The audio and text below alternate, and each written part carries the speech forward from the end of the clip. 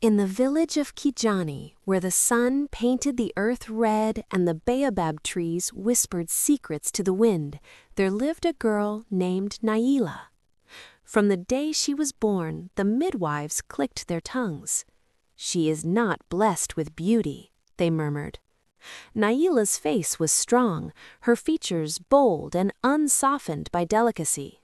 Her skin was dark, like fertile soil after rain. Her smile was wide, her laugh louder than the other girls'. And so the village decided something for her. She was ugly. Children mocked her openly, young men avoided her shadow, women pitied her mother. By the time she became a young woman, Nailla had learned to shrink herself, to walk along walls, to lower her eyes, to disappear. But deep inside her chest lived a heart as steady as the earth itself. One season, word spread like wildfire. A wealthy and extraordinarily handsome traveler was coming to Kijani. His name was Jabari.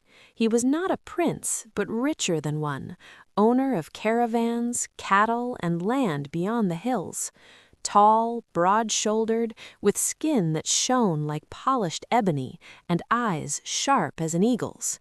The village erupted with excitement. "He is looking for a wife," the elders whispered. Girls bathed in milk. They oiled their skin until it glowed. They practiced walking gracefully with calabashes on their heads. But when Nailla heard the news, something inside her tightened. She laughed bitterly. "A man like that would never look twice at someone like me." And so when the great welcoming feast was announced, Nailla did not go. She stayed home. That evening, music thundered through the village square. Drums rolled like distant storms. Laughter floated on the night wind. Inside her small hut, Nailla sat alone beside a dim fire.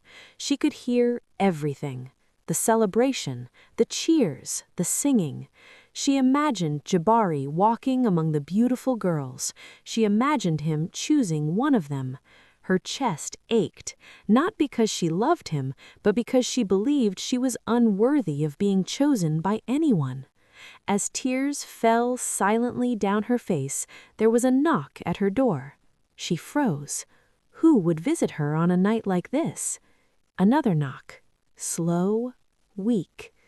When Nailla opened the door, she found an old woman standing there, bent, dusty, and trembling.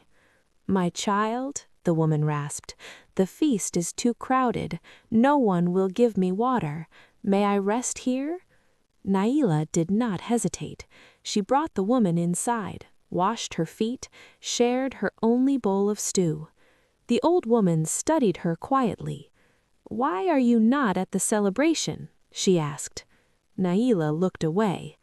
"I do not belong among beautiful things." The old woman's eyes flashed, just for a moment, with something strange. "Be careful what you call yourself," she said softly. "The spirits listen." Before dawn, the old woman disappeared. She assumed she had left quietly. She never imagined the truth. The next morning, the village buzzed with shocking news. Jabari had not chosen a wife. In fact, he had rejected every single maiden. The most beautiful among them had been dismissed. Insulted fathers stormed the square. Mothers fumed. The girls were humiliated. Then came this second shock. Jabari announced he would remain in the village for one more week. And during that week, strange things began happening. The beautiful girls grew desperate. They sent gifts to Jabari. They paraded in front of his compound. They spread rumors about one another. But Jabari seemed uninterested. Instead, he was seen speaking with elders, with widows, with farmers. And then someone noticed something else. Every morning before sunrise, he walked toward the far edge of the village, toward Nailla's hut. Whispers exploded like sparks. What business does he have there? Surely not her. She must have bewitched him. Jealousy is a fire, and soon it burned. 3 of the village's most admired girls formed a plan. If Jabari truly favored Nailla, they would destroy her reputation. One evening, they stole gold bracelets from Jabari's compound. In the dead of night, they hid them inside Nailla's hut. By morning, accusations flew. She is a thief. She could not win his heart honestly. Search her home. The chief himself ordered the hut inspected. Nailla stood frozen as they overturned her sleeping mat. And there, glittering like accusation, were the bracelets. The crowd gasped. Nailla's heart shattered. "I did not steal them," she whispered. But who would believe the ugly girl? Before judgment could be declared, Jabari arrived. He walked slowly through the crowd. His face was unreadable. He looked at Nailla, then at the bracelets. Then he said something that silenced the village. "I know." The crowd murmured. "I know who placed them there." The 3 girls turned pale. Jabari raised his hand.